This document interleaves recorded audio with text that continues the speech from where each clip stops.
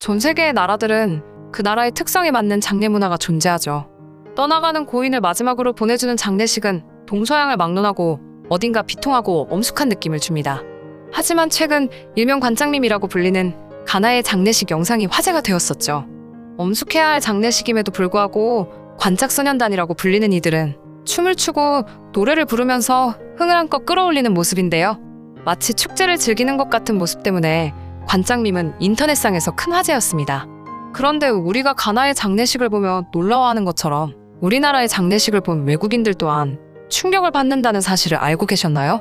우리에겐 익숙한 장례식장의 모습들이지만 외국인들에겐 전혀 색다르게 느껴지기 때문인데요.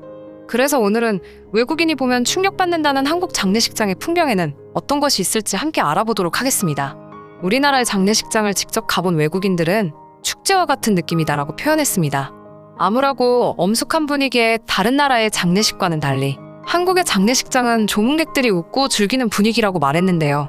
우리나라의 장례식은 죽음으로 인한 슬픔에 빠져있기보단 특별한 방식으로 명복을 빌어주며 고인이 가는 길을 웃으며 떠나보내는 관습이 있기 때문이죠.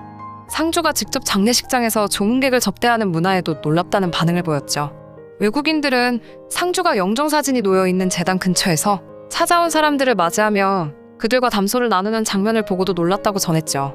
상주들이 찾아오는 많은 조문객들을 일일이 접대하느라 잠은커녕 잠시 쉴 시간조차 없이 바쁜 모습에 안쓰럽게 느껴진다고 말한 외국인들도 있었습니다. 일부 외국인들은 한국 장례식장에서 정작 고인에 대한 추모는 뒷전인 것 같다고 말했습니다. 사람들로 북적대는 장례식장 풍경을 보고 고인에게는 큰 관심이 없고 유족들에게 눈도장을 찍으러 온 사람들 같다는 말을 했죠. 화장터에서도 여러 유족이 섞여 번호표를 받고 순서를 기다리느라 북적이는 모습을 보고 엄숙해야 할 장례식장이 아니라 파티장 같았다. 꼭 패스트푸드 식당 같았다라는 반응을 보이기도 했습니다. 또 장례식이 엄청 길고 복잡한 절차가 있다며 놀라워하는 반응을 보였는데요.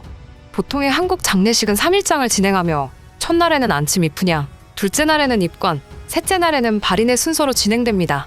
사정상 가정 형편이 어려운 경우에는 안치 후 24시간이 지난 후 입관을 하고 바로 발인을 하는 2일장을 진행하는 경우도 있죠.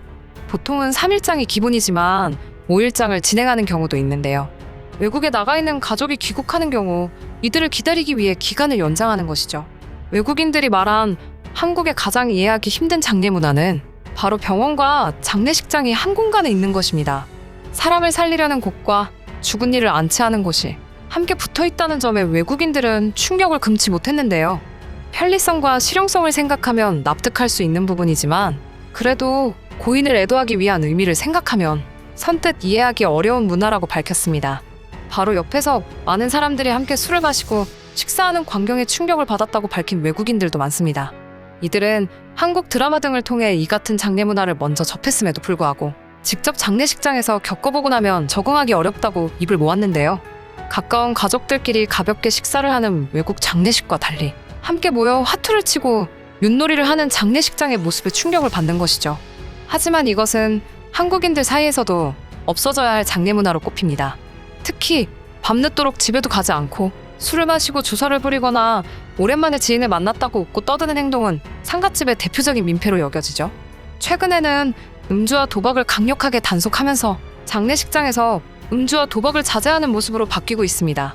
또한 저마다 운전을 하기 때문에 상주와 밤을 새워줄 필요도 없어져 이러한 문화는 전보다 많이 사라진 상태입니다. 이렇게 외국인들의 눈에는 충격적으로 보일 수 있을 법한 한국의 장례식 문화에 대해 알아보았는데요.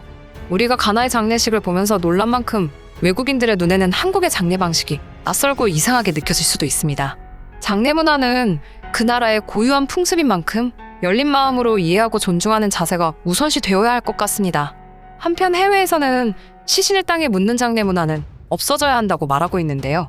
영국 BBC의 조사에 따르면 더 이상 묻을 자리가 없는 것은 물론이고 많은 사람들이 죽은 뒤에 전통적인 방식으로 땅에 매장되기를 원하지 않는다는 조사 결과가 나온 것이죠. 이런 의식의 변화는 전 세계가 코로나19 팬데믹을 겪으면서 더욱 뚜렷해졌습니다. 코로나 사태가 본격화되면서 세계 각지에는 사망자가 속출했는데요. 장례시설 부족으로 아직 땅에 묻히지 못한 시신들의 모습이 연일 보도됐죠. 최근까지 코로나19로 인한 사망자가 쏟아져 나오면서 인도에는 화장도 하지 못한 시신이 겐지스강에 밀려드는 등 전 세계가 충격적인 죽음의 장면을 목격하고 있는데요. 심지어 미국에서조차 코로나19 사망자 시신이 1년 넘게 냉동 트럭에 보관되거나 묘지 안장을 위해 몇 달을 기다려야 하는 일이 벌어졌습니다. 이 같은 상황이 이어지면서 사람들이 죽음이나 자신과 가족의 장례 절차 등에 대해 생각해 볼 일이 많아졌고, 그 결과 다양한 장례 방식이 주목받기 시작했죠. 미국의 이터널 리프란 회사는 1998년부터 화장한 시신의 유골을 바다 밑에 보관해주는 서비스를 시작했는데요. 환경 친화적인 콘크리트 소재로 만든 인공 암초를 유골함으로 삼는 이 방식은 해양이나 자연 보호에 관심을 가진 사람들에게 호응을 얻어왔다고 합니다. 이터널 리프 CEO는 코로나가 해양 유골함에 대한 사람들의 관심을 끌어올렸다며 지난해에만 2,000기 이상의 해양 유골함을 설치했다고 밝힌 바 있습니다. 이터널 리프와 같이 죽은 사람을 바다로 돌려주는 서비스가 있는 반면에 시신을 흙으로 돌려보내주는 리컴포즈라는 회사도 있죠. 리컴포즈는 시신을 금속 실린더 용기에 보관하고 거기서 일어나는 화학작용을 적절히 조절해 퇴비화합니다. 이런 과정을 거쳐서 흙이 된 시신은 숲에 뿌려져 자연과 하나가 되는 것이죠. 2017년 리컴포즈를 설립한 카트리나 스페이드 CEO 역시 코로나19 사태가 시작된 이후 가입자가 크게 늘었다고 말했습니다. 미국에는 화장한 유골을 우주선에 함께 실어 우주로 쏘아 올리는 서비스도 20년 전부터 있었다고 하는데요. 테슬라의 최고 경영자 일론 머스크가 설립한 우주 탐사 기업 스페이스 X와 같은 상업용 우주 사업이 확장하면서 최근엔 연간 2~3회가량 우주선을 발사하면서 우주로 유골을 실어보내고 있다고 합니다. 또 코로나로 인해 비대면 장례식도 유행하고 있다고 합니다. 코로나의 전염성이 알려지며 결혼식과 장례식은 인원 제한을 적용받는 대표적인 행사가 되었기 때문이죠. 게다가 이동 제한과 까다로워진 비행기 탑승 절차 등으로 가족과 친지 등 장례식에 제때 참석할 수 없는 사람들이 늘어난 것도 장례식 문화의 변화를 불러왔습니다. 미국의 마이클 버리는 아버지가 임종했을 때 장례식 온라인 생중계 서비스인 트리뷰캐스트를 이용했는데요. 그는 미국뿐 아니라 캐나다와 인도, 파나마 등 각국 친지가 온라인 장례식에 참여했으며 모두 떨어져 있어도 장례식에 함께하는 느낌이었다고 말했습니다. 트리뷰캐스트 측은 BBC를 통해 지난해 회사로 문의 전화가 쏟아졌다며 온라인 장례가 트렌드라고 생각은 했지만 팬데믹을 계기로 더욱 붐이 일었다고 설명했습니다. 이 밖에도 유가족과 조문객 사이의 사회적 거리두기를 하면서도 장례식에 참석해 인사는 나눌 수 있도록 하는 방법으로 미국에선 드라이브스루 장례식장까지 등장했다는데요. 미국 장례 문화 중엔 관을 열어둔 상태로 조문객이 망자를 직접 만나 마지막 인사를 하는 뷰잉이란 절차가 있는데, 드라이브스루 장례식장은 뷰잉 장소 옆에 투명한 창을 내고 조문객들이 차에 탄 상태로 이 창을 마주한 채 고인과 작별할 수 있도록 하는 겁니다.